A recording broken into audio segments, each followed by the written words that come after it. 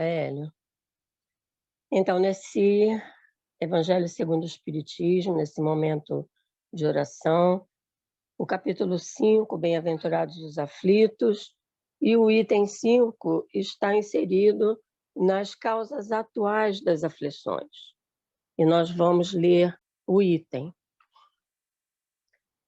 A lei humana alcança certas faltas e as pune. O condenado pode, pois, dizer-se que suporta a consequência do que fez. Mas a lei não alcança e não pode alcançar todas as faltas. Ela atinge mais especialmente aquelas que prejudicam a sociedade, e não aquelas que não prejudicam senão aqueles que as cometem. Mas Deus quer o progresso de todas as suas criaturas. Por isso, ele não deixa impune nenhum desvio do caminho reto. Não há uma só falta, por pequena que seja, uma só infração à sua lei, que não tenha consequências forçadas e inevitáveis, mais ou menos tristes. De onde se segue que nas pequenas, como nas grandes coisas, o homem é sempre punido pelo que pecou. Os sofrimentos que lhe são a consequência são para ele uma advertência de que errou. Eles lhe dão a experiência, fazendo-o sentir a diferença entre o bem e o mal, e a necessidade de se melhorar para evitar, no futuro, o que lhe foi uma fonte de desgostos. Sem isso, não teria nenhum motivo para se emendar, e confiando na impunidade, retardaria seu adiantamento e, por conseguinte, sua felicidade futura. Mas a experiência, algumas vezes, vem um pouco tarde, quando a vida foi dissipada e perturbada, as forças desgastadas, e quando o mal não tem mais remédio. Então o homem se põe a dizer: se no início da vida eu soubesse o que sei agora, quantas faltas teria evitado? Se fosse recomeçar, eu faria tudo de outro modo. Mas não há mais tempo. Como o obreiro preguiçoso diz: eu perdi minha jornada. Ele também se diz: eu perdi minha vida. Mas da mesma forma que para o obreiro o sol se ergue no dia seguinte e uma nova jornada começa, permitindo-lhe reparar o tempo perdido, para ele também, depois da noite do túmulo, brilhará o sol de uma nova vida, na qual poderá aproveitar a experiência do passado e suas boas resoluções para o futuro. Então, Kardec nos diz nesse item que a lei humana não atinge nem pode atingir todas as faltas que cometemos. Algumas dessas faltas jazem guardadas pelas criaturas no fundo de suas consciências, tão profundamente guardadas que nem elas se recordam.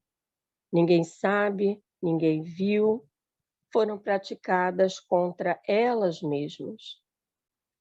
Toda vez que ferimos, magoamos, humilhamos alguém, quando agimos de forma mesquinha, expondo o próximo ao vexame, quando desejamos que o mal o alcance em nome de uma justiça, estamos deixando marcas profundas em nossa consciência.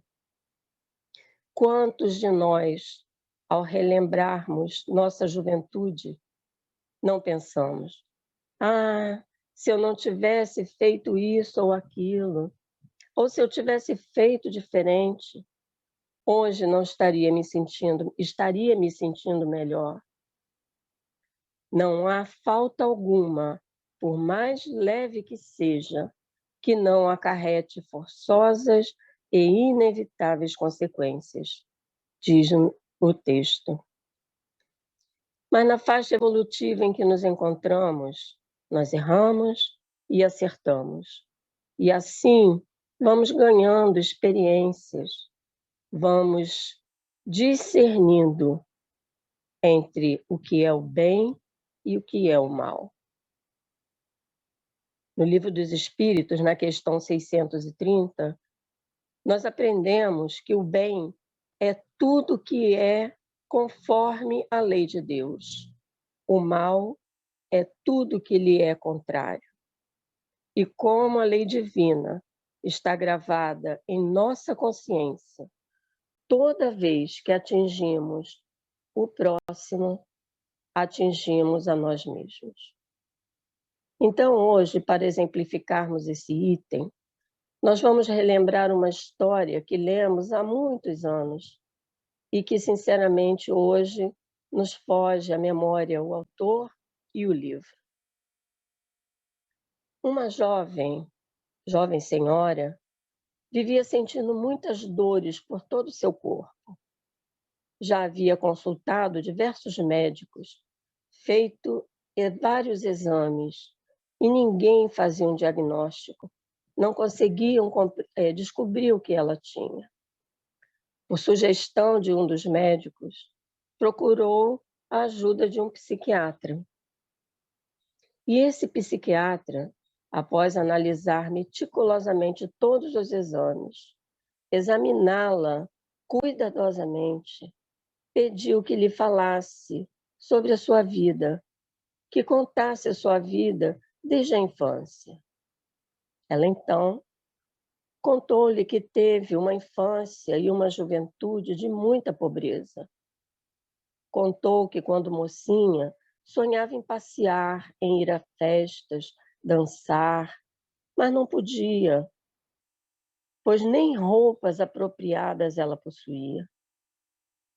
Relembrou que, certo dia, voltando para casa após entregar as roupas que sua mãe havia lavado, se deparou com uma carteira caída na calçada e a levou para casa.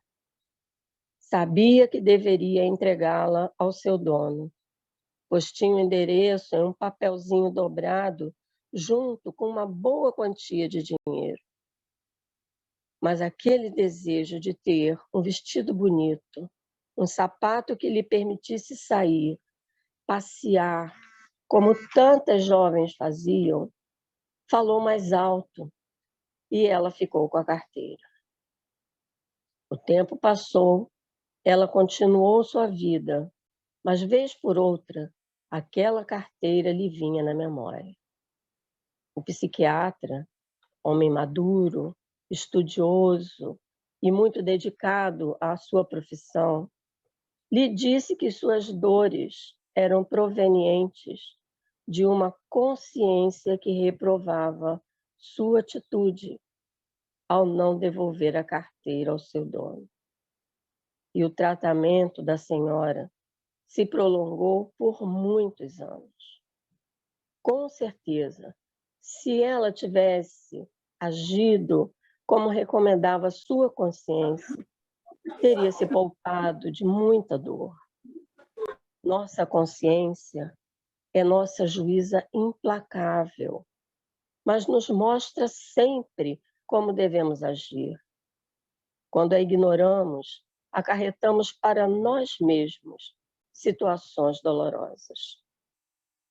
E Deus, que é Pai amoroso e justo, que conhece nossas imperfeições, nos dá sempre uma nova chance para repararmos o que fizemos mal feito.